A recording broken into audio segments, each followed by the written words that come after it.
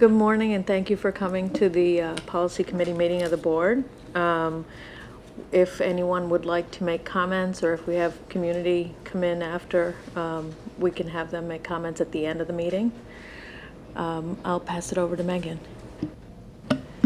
Thank you, and good morning again. For the purpose of the record, since we are recording this meeting, I'm Megan Schaefer, the Senior Director of Policy, Personnel, and School Programs, and I'm taking over for the former Assistant Superintendent, Dr. Kelly. So I ask you to please be patient with me today as we move through this. There's some items that are in transition, and I will be deferring to Ken Roos to guide us through some of those topics. So first on the agenda is an item that's up for first reading, which we did, the board did approve this through a first and second reading early in 2013. I believe it was January and February. And since that time, we have proposed some additional language reflecting some concerns or feedback around volunteers. So I'd like to ask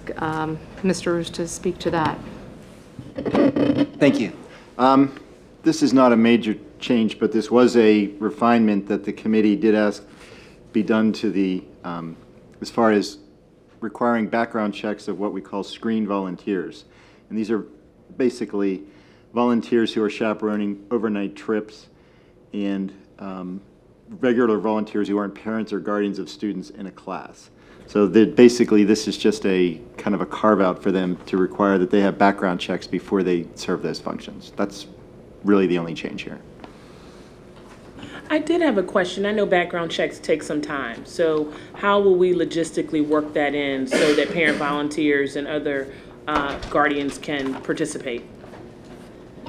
Well, I think it's going to begin with making sure that people are noticed about the requirement, and probably well before the school year begins, we want to make sure that our parent community is aware of this additional requirement. So there is a delay for sure in terms of the processing of those clearances, but so I think we just need to make sure that we're out in front of that with appropriate notice, and we'll do what we can to facilitate that by, making forms available, making sure that the process itself is explained to parents, and making sure that that is something, to the extent that it stands in policy, that we are enforcing consistently. And are we covering the cost, or are parents and guardians responsible for the cost? There's no provision for the district to cover the cost. Okay, so parents and guardians need to be aware that there is I know with teacher education, we have it laid out in detail. So with ARs, I'm sure we need to think that through some. Right. Very good point. I think we usually have, if it's a hardship for a family, then I think the principal and HSA is able.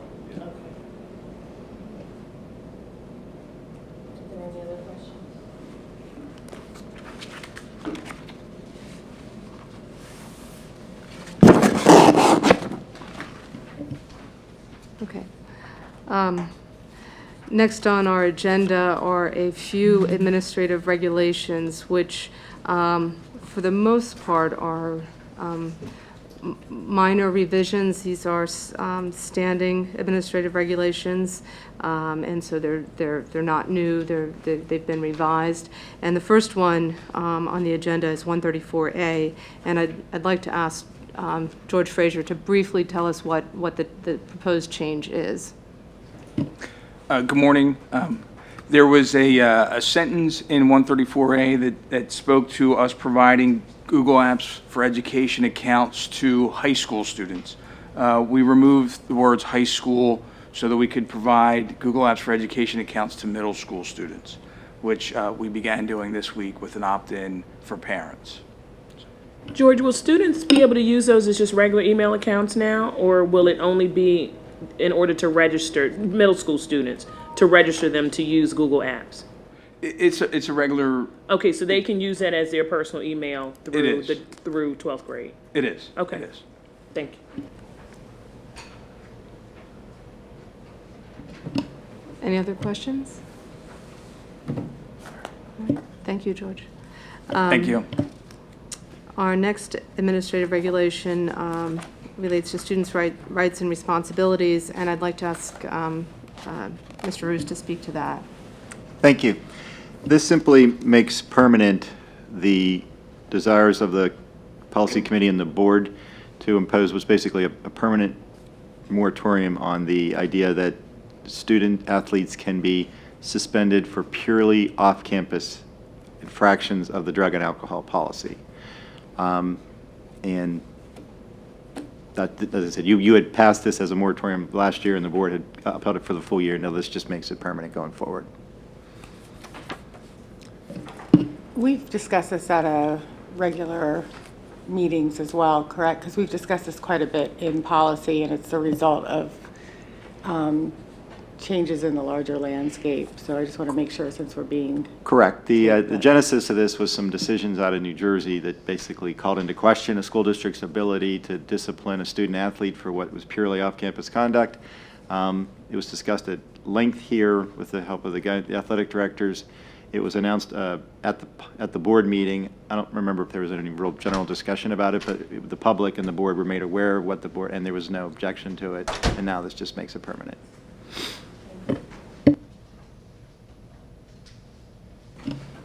So then, does this then prohibit a coach from punishing a student for off-campus? This prohibits a coach from outright suspending a student, or it no longer means that a student who uses drugs or alcohol off campus, unrelated to school, this means they're no longer systematically suspended pursuant to the policy. As far as the circumstances under which a coach could perhaps not play the student for a half or a game, or not start the student, that's still going to be to some extent within the coach's discretion, but they're not going to be allowed to suspend them. So, and they're not going to be allowed to do the functional equivalent of suspending them either. So then coaches who have a no tolerance policy for use of drugs or alcohol, period, can no longer have that in their team rules? Not per se. They can't say, if you use drugs or alcohol, you're going to be kicked off the team or suspended. They can't do that. Okay. Might be important to make sure that there's an education piece with the coaches on this. We definitely need to do a training piece on this to make sure that the coaches know. It is knowledgeable.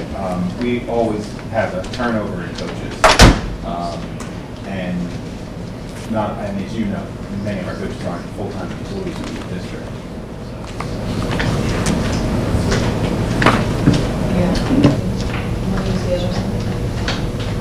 No, it just wasn't on.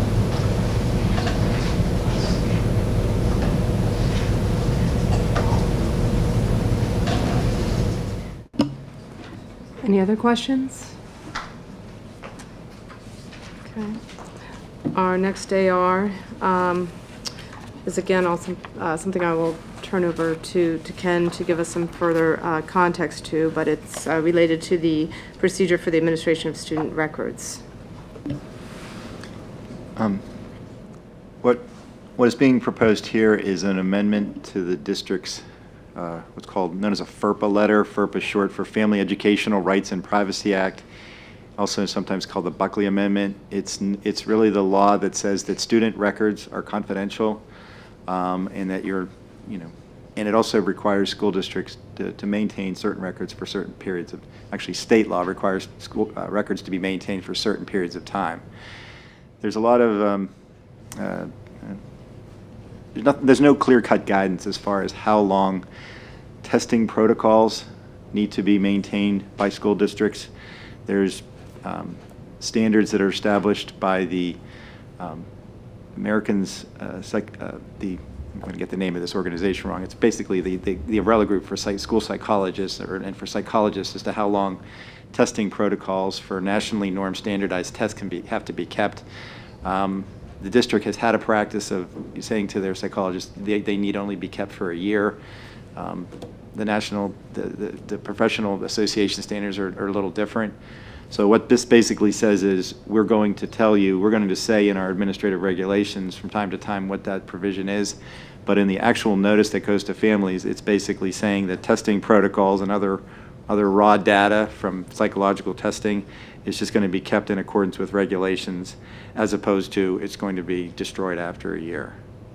Some psychologists don't, they just simply, I mean, they don't do it. They want to defer to the professional standards, so we don't want to have something in place that's not actually happening.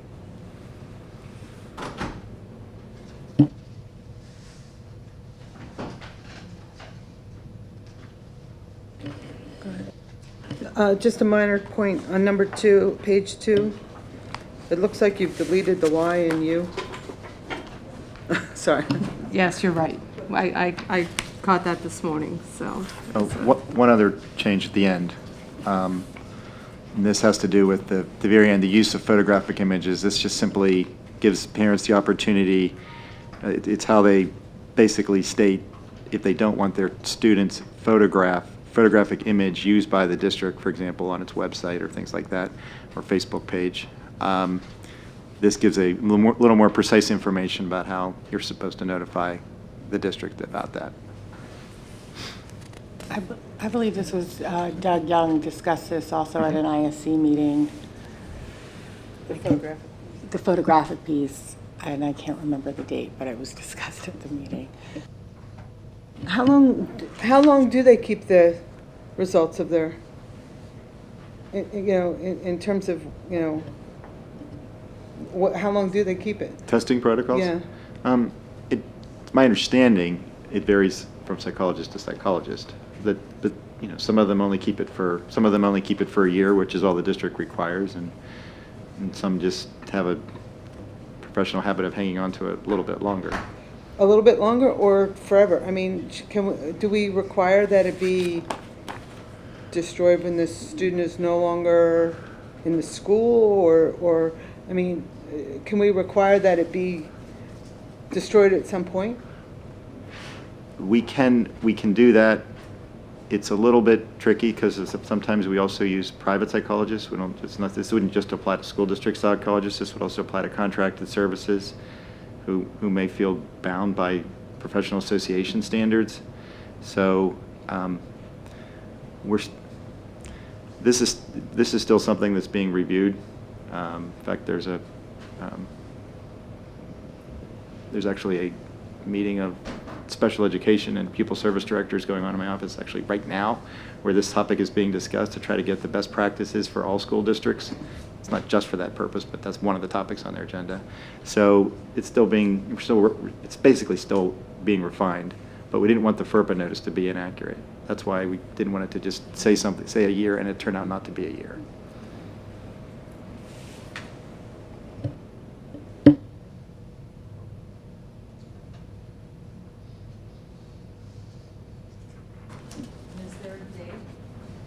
Is there a date that, in terms of the photographic images at the end of the document, it says that you must indicate in writing by blank?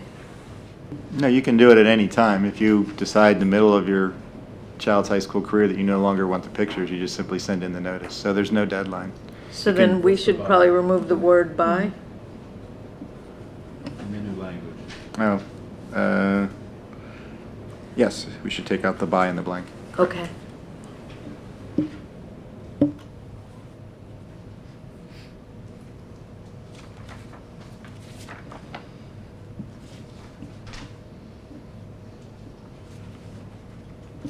Any other questions about those changes?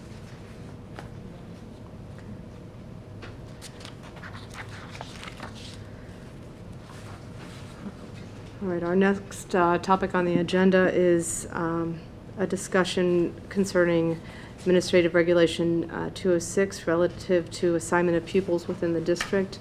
And again, Mr. Roos is going to provide us with some context to this regulation. Many people are familiar with the chronology of this, but I'll just review it. It's AR 206. Oh no, it's the right. No, and I'll explain why. It's really not on the table for discussion, but this committee had asked for an update about this. Back in December of 2006, the Administrative Regulation 206, this is the regulation dealing with assignment of pupils within the district or establishing attendance areas. Back in 2006, there was a high school choice area boundaries. High school choice area boundaries were established. In January of 2009, the board approved the changes to the high school choice area. Regulation 206, however, was never formally amended. The boundaries were adopted by resolution of the board. They were posted on the website, but Regulation 206, which contains the detailed boundaries are from this street going up to this street over here, then 90 degrees over to that street, all those very technical descriptions of the attendance boundaries, they were never changed, and it was determined not to change them until the court challenges were finally over and done with, which finally did occur. In June, there was Dr. McGinley laid out the timeline for the discussion and decisions regarding proposed expansion of the school choice area. That would require basically another revision of Regulation 206 to indicate what the new choice areas, if there are any changes to it, would be.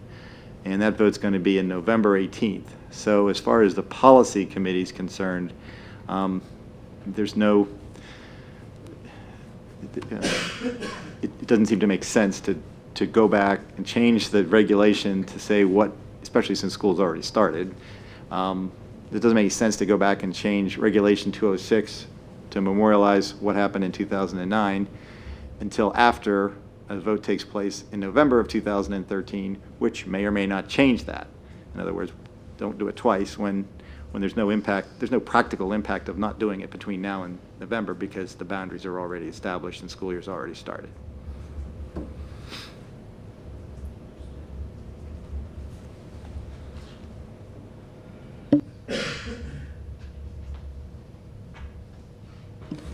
So we're going to have a discussion of this or an update of this? Well, I think that really was the update.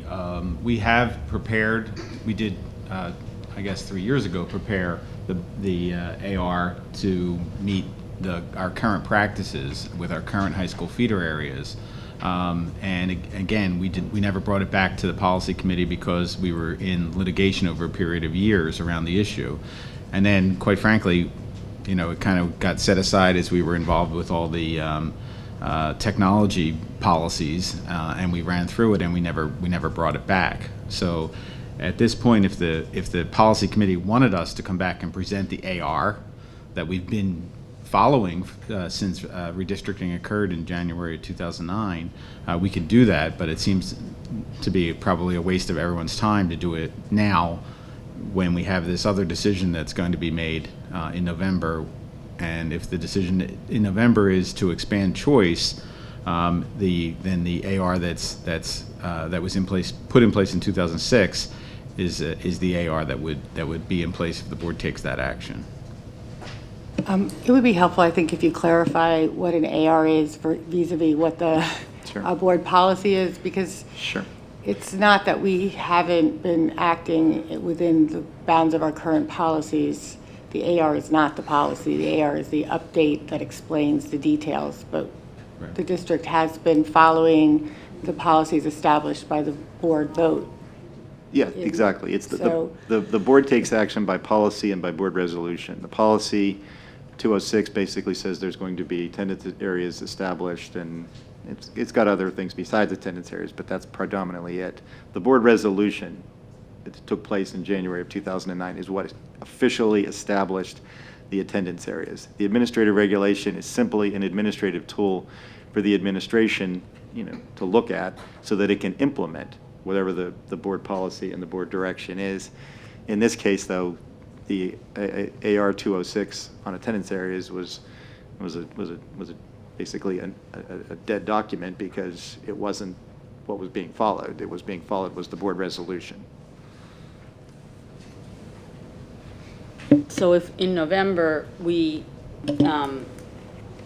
change the policy by resolution, The attendance the AR areas, that you mean that the exists. choice area.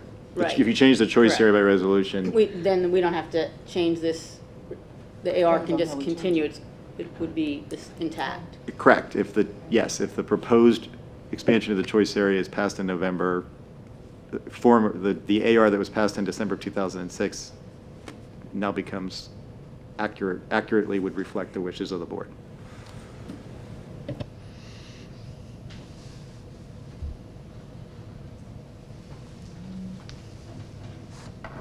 Are there any other questions or additional clarification we can provide? Okay. Will we move on? Okay. Next for discussion is policy, as distinguished from an AR, 007, which relates to board meetings. And there were some proposed revisions to this policy, which I will, again, thank you very much, Mr. Roos, defer to him to explain those details. This is an amendment. These are what I would characterize these as cleanup amendments to your policy to bring the policy in line with both current law and current board practice. The first changes occur on page 4, which basically says that a video recording of a public meeting takes out the language that says it's not a public record available for inspection and copying, because according to Right to Know, it is. As far as the changes to the editing, the video recording, this was fine-tuned to basically make it more clear under what circumstances, and they are rare, it has happened, but they are rare, the circumstances under which a board videotape would be edited for rebroadcasting. In all cases, the original board meeting, unedited, would be maintained for someone to view. This is just what would be rebroadcast by the district itself. And we had this situation last year after parent testimony at a particular board meeting. A parent inadvertently revealed confidential information about themselves, and they actually agreed and consented to having their comments edited out of the rebroadcast to preserve their child's confidentiality. As far as the other changes on page 5, it spells out that if there's a litigation hold, if there's litigation involving something that took place at the board meeting, that the video recording will be maintained. And then on the last page, actually the next section dealing with if there's video recording by the news media or other members of the public, this has just been updated again to reflect current board practice and new technology. Back when these provisions were passed, basically somebody from the public videotaping a meeting would come in with a tripod and a big camera and whatever, and this was just to kind of basically make sure that was done in an orderly way. That's not the case anymore. Now it's very easy to come in and video record a meeting with something that's very unobtrusive and non-disruptive, so this basically takes out all of these steps that were requested people to follow if they were going to video record a meeting. They're no longer necessary. They're no longer, and I don't believe, honestly, I don't believe they're no longer enforceable. And truthfully, you didn't enforce them anyway, because for all the reasons I just said.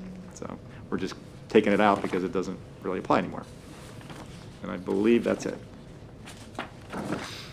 I did have a question. When we make the decision or see it necessary to edit the video from board proceedings, what's the procedure for that? And it's in the case where the parent revealed confidential information, they were consulted, but I want to know how we make that decision in terms of what gets edited and then what gets potentially rebroadcast. Well, a concern can come from anyone. A concern can come from the speaker themselves. The concern can be raised by whoever the speaker was talking about. The concern can be raised by board member, administrator, or me. And once that concern's been raised, the practice is you then go to the speaker first, whoever made the comments, to make sure that to explain why the recommendation is being made, going to be made for an editing, and to see what their position is on it. And frequently, we find the speaker actually joins in the request.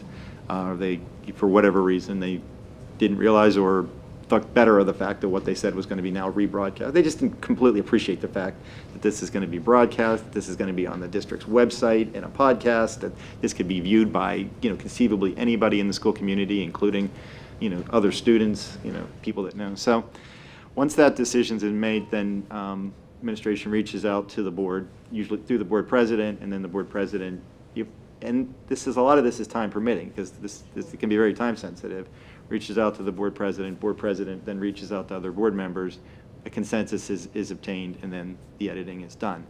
And when the editing is done, what happens is there's a little banner that goes to the bottom of the broadcast that says, portion edited due to,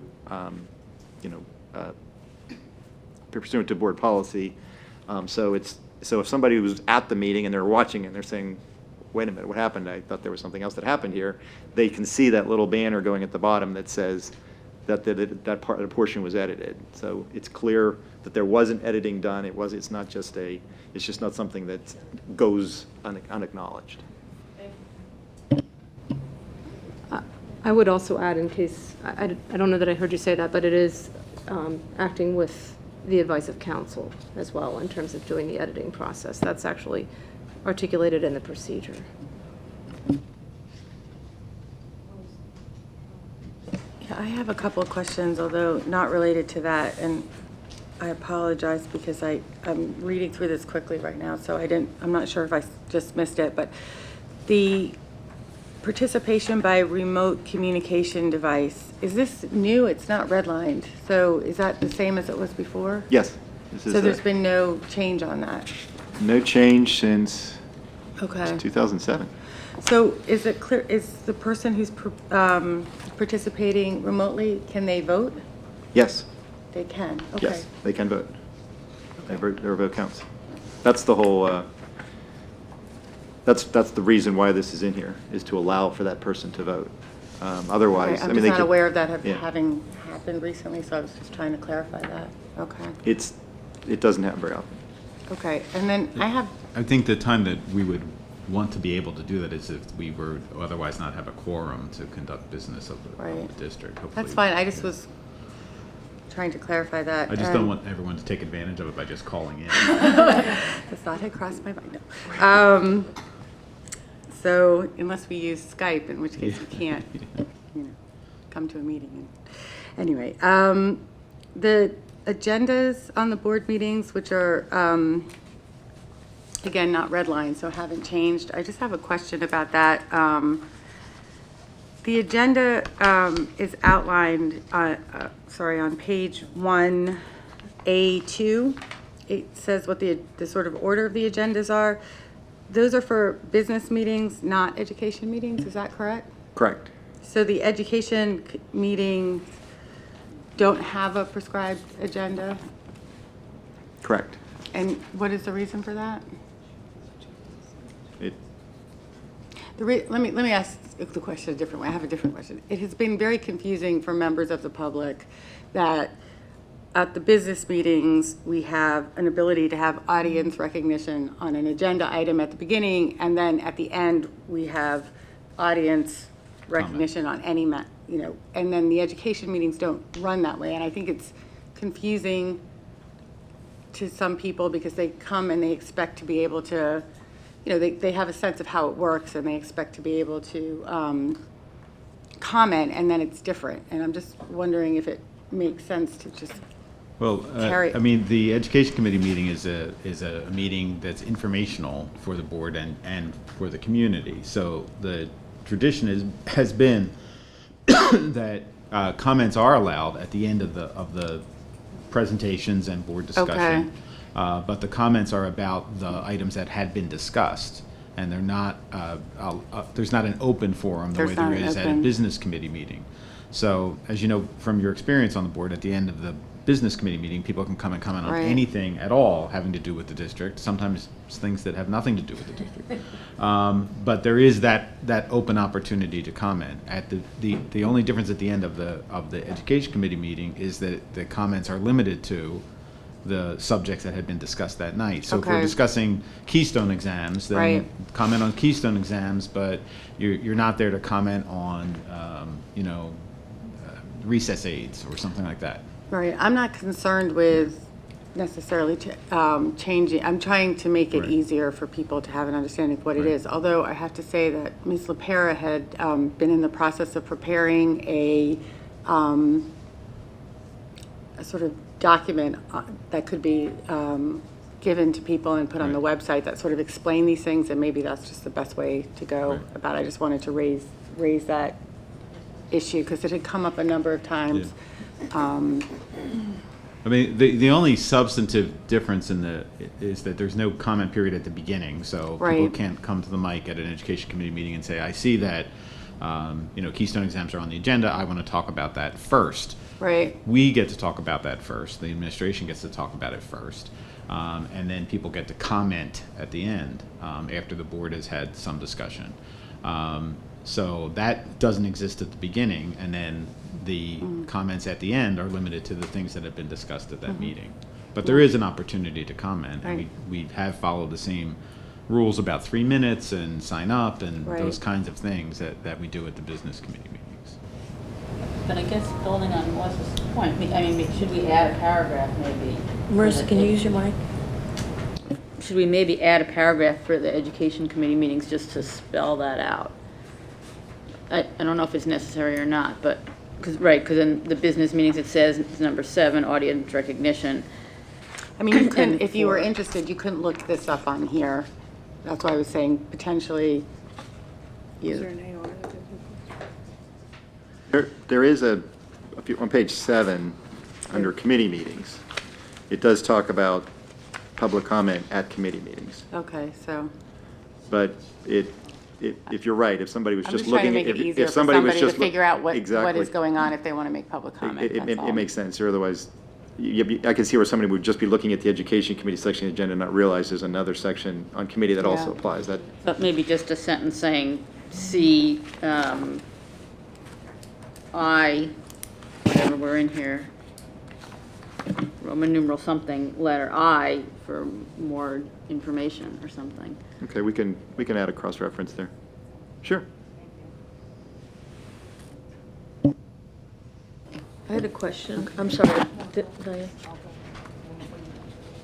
Diane. The video recording, page 5, after broadcast, 5G.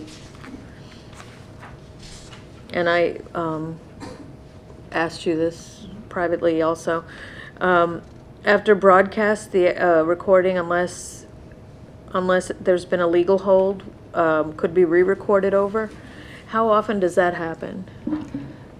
I checked with our videographer, and Mr. Fraser may want to weigh in on this as well, but it's my understanding that we do not re-record over the board meeting video, that it's maintained for a period of 10 years currently. Is that correct? Yes, I believe that's accurate. It's 10 years. Thank you. So should it reflect that's what we're doing then? In other words, I mean, it's permissive. It says it may be recorded over. This basically says that, this gives you the ability, the flexibility if you don't want to keep it but for I 10 years. don't, I think But I recorded think over we're is trying- old language too. yeah, so I feel like we should keep be explicit and just the actual explain recording of the meetings will for be- a period of time, yeah. whatever that is we decide as, but it seems like we should have the meetings, That's fine. Okay. We can change that I to mean, simply if we say. just, after the first word of district, instead of saying may be recorded, just say will be maintained for a period of 10 years. Yeah, something, that would be. That's our current practice, and Okay. I mean, what this is really trying to say is, we're not going to, if there's a legal hold, we're not going to record over it. So But one other way to otherwise- say it would simply be, whenever a legal hold has been implemented with respect to a recording, the recording will not be recorded over. except we don't record over things. We don't record digitally. over. Or not be, I or understand. will not be Maintained. destroyed. Destroyed, Will not be, destroyed. but if you want to put the 10 years. I think I understand that you're trying to get the legal aspect of it in there, but it makes it seem like then if there's not a legal hold, we're destroying, you know, so. I'd really like to know in my retirement that I have at least 10 years to watch all those videos. 10 years it is. So we could say even if it's, you know, if there's a legal hold, we'll hold it longer than 10 years. You know, I don't know why you would do that. But Again, I'm maybe not sure. two separate, I think we're dealing with two separate things. We One are. is that we want to ensure that when there's a legal Right. action, these will be maintained, but the other is that as practice, we might as well say as policy, we maintain them. Again, in my scholarly hat, scholars actually sometimes do watch these and do content analyses of who speaks with respect to gender, something and might compare our school district to some other, so it's nice to have that as an archive. How about this? This covers everybody.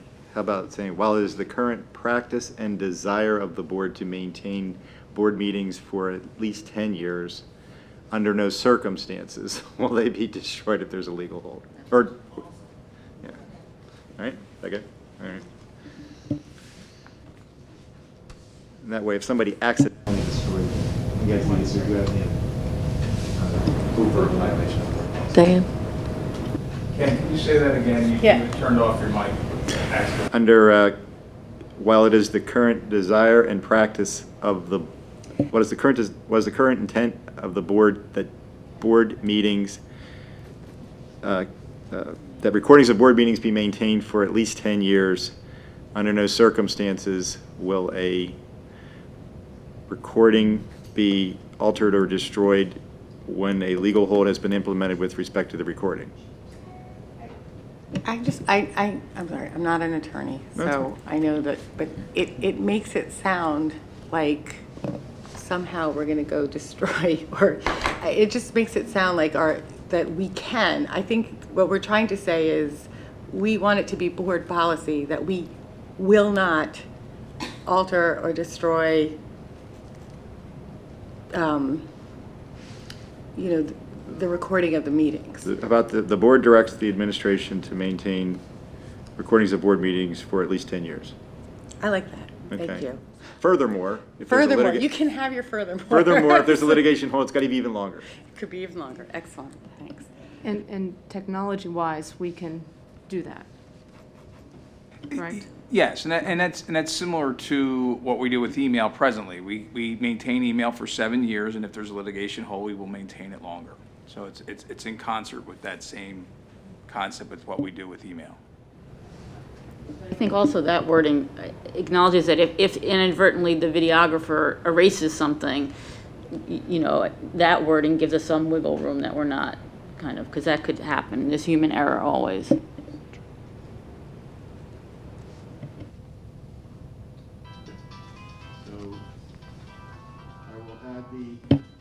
I will add the cross-reference on page 1, and then I will add that language to F. Or any other changes? I have a couple questions too. Again, because since it was up before us, I just looked at the whole thing, not just the red line, so. Under C number 1, it's on page 2, under quorum. It says, quorum shall be 5 or more school members, blah, blah, public legislation. No business meeting shall be transacted at the meeting without a quorum, but the directors at such a meeting may adjourn to another time.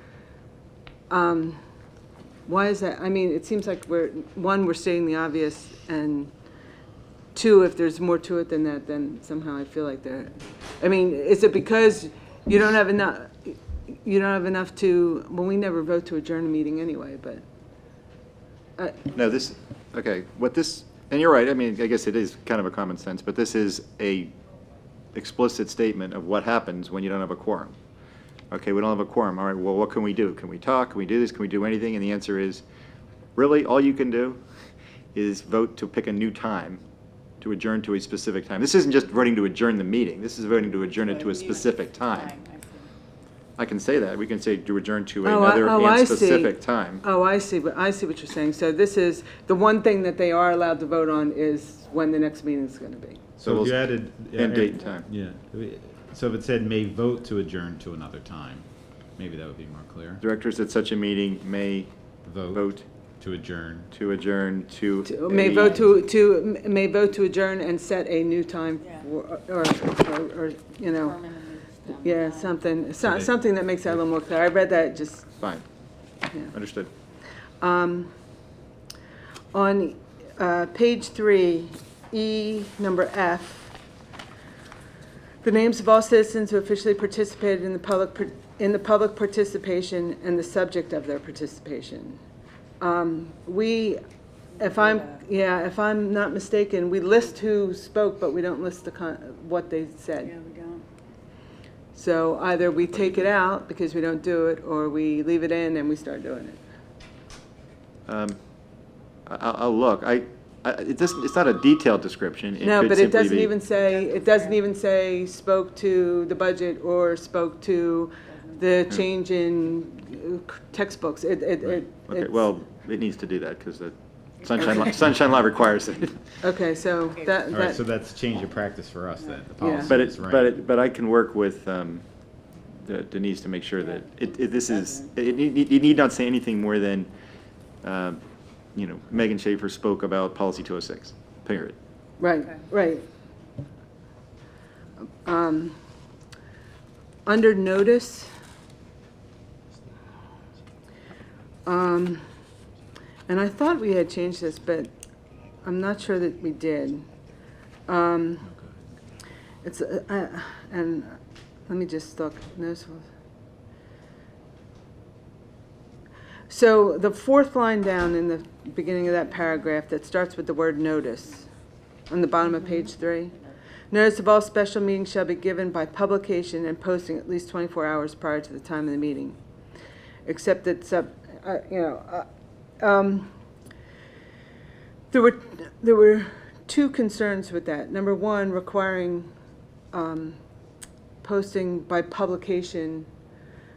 Our local publications don't come out every day, so if it were Monday and we needed a meeting Tuesday night, say the Mainline Times or Patch doesn't come out till later in the week, or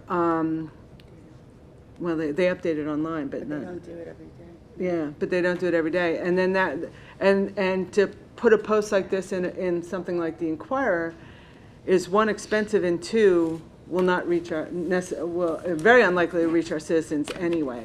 So I think, given the nature of communication these days, locking us into announcing in a publication in the case of an emergency meeting may not be such a great idea. Finding another way that is more, more likely to reach our community. I don't know if the township would allow us to publish on their website, or whether we just publish on our website, or whether we require that our school listserv send out. I don't want to exclude anybody in the community from getting notice, but requiring us to put it in a newspaper really doesn't make sense. You have very cogently and comprehensively summarized many other people's major objections to this part of the law, which is, many people feel is very archaic and is no longer out of date. It's completely out of date and it's very impractical. Is this code? This is required by the Sunshine Act. This is right out of the Sunshine Law. Okay. And you are, like I said, you're right there with many people who have come forward and said it's time to change this law. It doesn't make sense anymore. You're making us pay money to put ads in a paper that nobody's going to read, when there's 50 other ways to do this better. And unfortunately, the legislature hasn't. I'm not, I mean to editorialize here, but the legislature hasn't Caught up with it yet. caught up with that yet. Okay. And then my last question is page 5. And it has to do with the notification 24 hours in advance.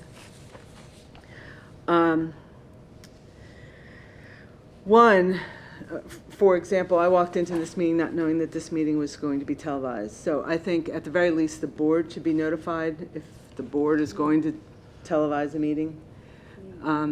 I thought I was directed to make sure that any meetings that contained any discussion of anything connected to high school enrollment, that they were all recorded and televised. I thought it was a direction I got from the board in the spring. Okay, I don't remember that, and even if that is the case, Okay. which Yeah. I don't doubt that it is, you know, if board, maybe I wasn't at the meeting where that was expressed to Right. you, and so I never knew. Okay. So, you know, I just think it's good practice that if we're going to record a meeting, the board should know in advance. We know in advance about the Right. evening, you know, the evening meetings, you know, sure. the legislative and Okay. education meetings, but I can make sure that that happens in general, Yeah. not just about this set of meetings as well. Yeah, that would be very helpful. And secondly, I don't know that we need to require people, but I think when possible, notification in advance would be appreciated. So if someone intends to come and videotape a board meeting for their own use, while I don't think we necessarily can require them, because it's so easy just to lift your iPhone up or your smartphone up and take a video, but when possible, to notify the board in advance, I think that would be helpful. I don't know how others feel. Well, that's on the next Bottom of page 6. 5, on to page 6, number 2. Okay.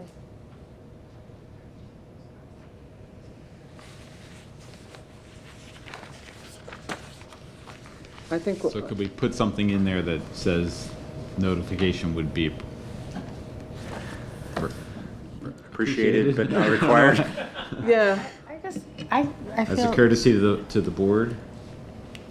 I feel like we should assume that all public meetings are potentially being recorded. I mean, the technology today is such that, I think that would be the assumption, but I mean, to say that we would appreciate being notified, I guess it's fine, but I think it suggests that, I think we should just assume we're being recorded. I don't know. Well, we know we're being recorded by our own. No, But I think maybe it's a matter of just asking at the beginning of the meeting. I don't know. And I'm not falling on my sword on this one. I mean, this is not something I feel particularly strong about. I just think as a matter of courtesy, if you're going to, I mean, it used to be illegal to tape somebody without their knowledge. Now, I assume that that's no longer the case, but, Well, I mean, That's not in a public setting. People cannot come and bring a video recorded to this meeting and then position themselves next to people in the audience who are having a private conversation and use their recording to record their conversation. They still can't do that. But any proceeding that is open for the public, there's an absolute entitlement. But given that to be people allowed. can't filter out that the person next to them says, oh, by the way, my husband and I are splitting up, it would be a courtesy to citizens to know that people are recording the meeting. and anybody who has watched their kid's video of a game will hear the commentary from the person sitting next to them on the officiating, on the quality of play, on whatever. The coach's decisions. The coach's decisions. So that's a good way of thinking of it, I Chris. guess if we make it clear in here that we would appreciate that so that other citizens would know that they were being Yeah. taped, that would be So if fine. it said as a courtesy to other citizens attending the meeting, individuals recording the meeting are encouraged Something to like notify the secretary of the board. Right. I mean, I agree with you. I mean, we as the board members and the administration expect to should be. just expect that people are, if not taking, exact notes, we should just expect that. But as you said, if we have a committee meeting that's not being taped and someone comes up to say something and someone in the audience is taping it, then I mean, it They're does- not go- it's- they're not it- gonna edit out the It also does bring up the inappropriate- issue, which is what we had recently, where somebody at a public comment revealed confidential information about their child. and we can't edit that out for them. We can't edit that out if it's somebody in the public making the thing. So I guess that would be, I don't know how to do it. No, but I'm just saying, I guess it would be a courtesy to Or- other citizens to know they were being, Or, as you already put on your board meeting, a statement that the meetings are being recorded. You could also put a statement on there saying, members of the public are advised that other members of the public may be recording the meeting and should act accordingly. So why don't we, Yeah, I mean, Okay. that works for me. all right, I'll say it that way. And Agenda will note that. And I don't know if perhaps for the first several meetings or so, we make sure that we state that as well. Okay. I don't know. I'll add that language then.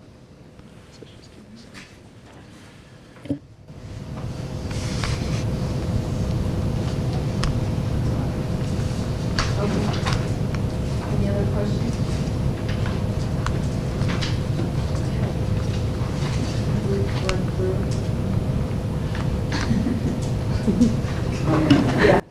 I looked at the thing on the website that said 8:30 to 9:30 and said, no way. And it looks like we might just be able to do it. I'll have to let Dr. Kelly know that this is a much more efficiently run meeting. But I would add that the future discussion items have ties to curriculum, so I'll make sure that I'm connecting with Dr. Marseille and as we work through those next few policies as well, so. Okay, and we need to open up to audience recognition. So if there's any comments, can you come and sign in? Hi, my name is Francie McComb from Bell. I don't think the mic is on. Oh, well, can the 4 people in the audience hear me? There you go. Okay, well, I think it's wonderful it's being taped, and I think you guys are going through a lot of machinations to avoid doing the obvious thing, which is tape every meeting. Tape every policy meeting. I'd like to see this come on the agenda or at a future meeting at night where people can see whether or not we're really committed to transparency. You guys are suggesting policy changes here. That's appropriate. I've heard Dr. McGinley at the Federation of Civics saying it could be done. He didn't say you would do it. People on this board, every one of you actually ran under the theory that we're going to bring more transparency. It was in every one of your campaign materials. So I would like to see that done. Policy meetings clearly everybody should be knowing this is going on. Whatever you're doing, it's important. And I'd like to see that happen. Second of all, with respect to the coaches' policies, there was an incident on a team that 2 of my kids participated in last year. Because of the change of policy, it was very unclear to the coaches what to do about it. And I'm firmly support the district in taking very strict things. There's spirit dinners the night before almost every sporting event. Is that a school district event? Is it not? Does it matter if the coaches are there, if it's not? I don't think it's clear. And I think you guys need to think about how this is being received and so that the coaches can tell the kids, we're going to do this, and then do it. And I don't think that's the situation right now. It certainly wasn't last spring. And it's really very important, I think, for the kids. I understand the New Jersey law. I've read it. The last thing is, there is a debate going on right now on Facebook about the ceremonies that we did yesterday. This isn't a policy issue, but I encourage the school district members who want to know about how it went at Lower Merion yesterday to go on the Lower Merion Community Network and sort of see what the kids are saying about it, because I'm a little bit upset about what I read, and wasn't my child who posted it, but I think we should be concerned about how what we do is perceived by the kids. Thank you.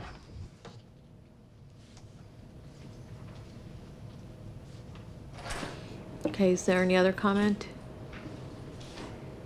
Francie, can you walk me through how I would do that? I'm not a big Facebook person. If you give me your email, I can email it to you. Anybody who wants it. Okay, I think we're adjourned, and our next policy meeting is, I don't remember.